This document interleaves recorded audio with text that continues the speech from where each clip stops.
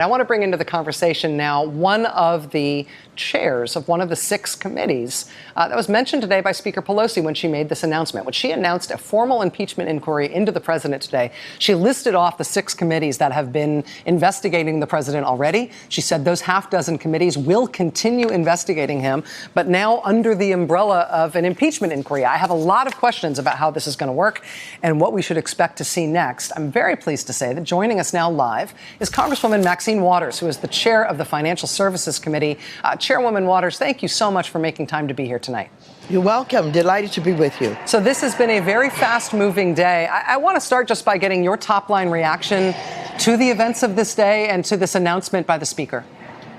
Well, I'm absolutely supportive of the way in which the Speaker has provided the leadership to get into this formal impeachment inquiry. I've known for some time that the President of the United States had been in violation of what is expected of a president, and I could count any number of reasons why I think he should have been impeached. And it seems as if this latest revelation by the whistleblower has caused others to join me in saying that there should be an impeachment inquiry. And this is he went over the line. It's like 1,000 nicks, and he's finally stepped into a situation with the whistleblower where people are tending to believe that there's a lot to this. And so the Speaker has moved very decisively. She now knows that she has the support of most of the caucus, and she has formalized the impeachment inquiry, and I support that. In terms of that formalization of the inquiry, I wonder if you could share with us some of how this is going to work. Obviously, your committee is key here. Your committee has already been investigating a number of allegations about the president related to the remit of your committee, financial services. When the Speaker said today that your committee and 5 others are going to pursue these matters and then essentially forward potential articles of impeachment to the Judiciary Committee for them to collate and make a decision on, do you expect that that means that everything that you've been investigating the president for already will be wound up in this impeachment proceeding, or are you specifically focusing on this Ukraine issue? Well, no, here's what I understand. I understand that all of the chairs of the 6 committees will be involved in basically coming up with what should be articles of impeachment based on the work that we've been doing. Some will have more to say about what those articles should be based on the work that they've been doing. Some will say less.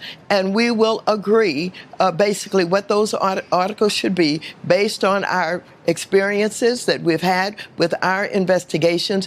And that will be what the Judiciary Committee will be working with. Can you tell us anything about the expected timeline there, either in terms of when you and your fellow chairs are expected to meet to talk together about these matters, or when this overall is something that we should expect to come to fruition? Well, it's going to move very quickly. And we met today, and we will be meeting perhaps tomorrow, perhaps the next day, but it's going to move quickly. When do you expect the Judiciary Committee might be considering potential articles of impeachment? I don't have that information, but I do expect that the Judiciary Committee is prepared to move very quickly. Madam Chair, one last question for you. In terms of the investigations that you have been pursuing thus far, and I know some of that has brought you into court. You've been involved in litigation to try to shake loose documents that your committee has been seeking. Do you feel that you have the support you need and the resources that you need to get answers to the questions that you have been pursuing? Do you feel that you have the support and the resources that you need to follow this new process that you're describing with regard to this new impeachment proceeding? Well, let me just say that we have been seeking documents relative to Deutsche Bank and his involvement with the President of the United States. But we've also been seeking documents from several other banks. We're getting information in. The information that we're seeking that directly speaks to the relationship between Deutsche Bank and Trump, we don't have yet. It is still under litigation. Don't remember, If you remember, we sought subpoenas. We got subpoenas. We got support for that. That has been absolutely opposed by the Trump lawyers. And so now we're still in court. And we have to follow the court processes. And no, I don't have all of the information that I need in order to move forward with specific language that would go into the impeachment inquiry. Given what you're describing about how fast this is moving, this specific new proceeding announced today by the Speaker, as far as I remember from looking at the congressional calendar, a new recess for Congress, I think, is supposed to start on Friday of this week. Do you know if there's any consideration to potentially canceling that recess in order to keep this proceeding going rather than taking a break so soon after it starts? I know that a discussion has started on that. I don't know that it will happen, that we will not be in recess, but I know that that is under discussion. Congresswoman Maxine Waters, the chair of the Financial Services Committee in the House. Madam Chair, thank you so much for taking time to be with us tonight. You're so welcome. Thank you. I appreciate it.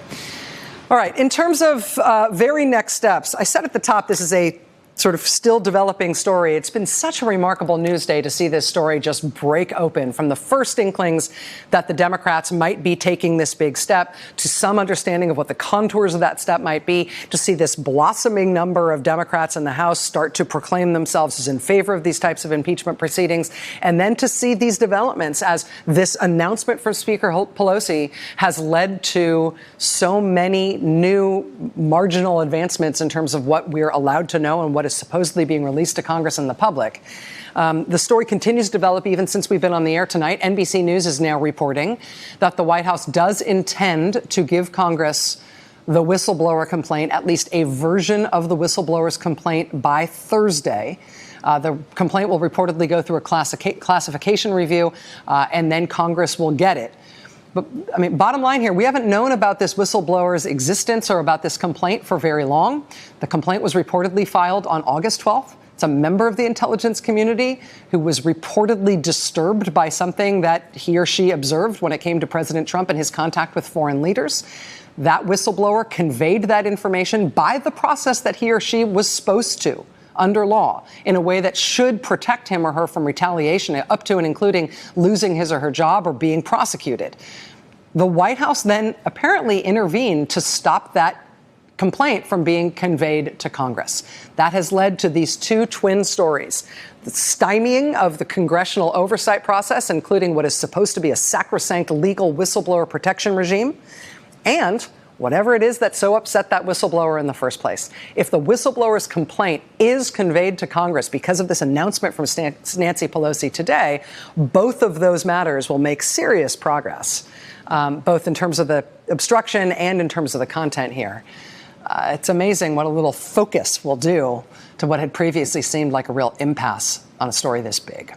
All right, lots to get to tonight. Stay with us. Hey there, I'm Chris Hayes from MSNBC. Thanks for watching MSNBC on YouTube. If you want to keep up to date with the videos we're putting out, you can click subscribe just below me or click over on this list to see lots of other great videos.